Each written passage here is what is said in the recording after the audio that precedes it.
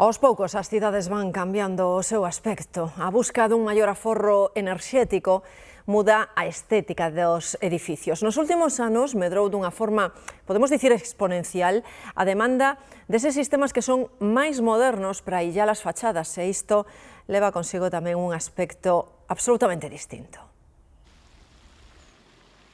Unha fachada ventilada é un sistema de illamento exterior.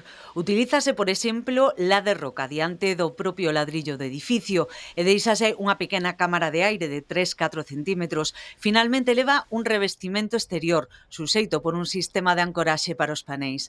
O que busca é acabar coas humidades e favorecer o aforro enerxético, aínda que a estética non convenza a todos.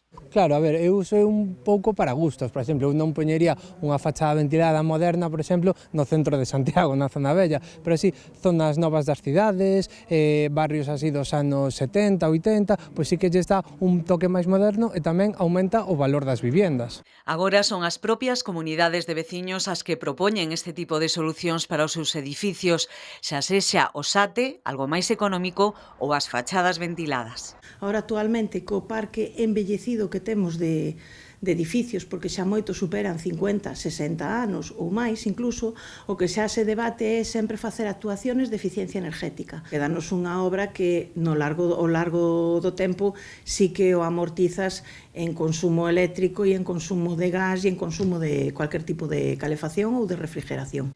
As empresas apuntan un aumento deste tipo de traballos nos últimos anos, sobre todo dende a pandemia, coa chegada das subvencións da Unión Europea e o Instituto Galego de Vivenda e Solo.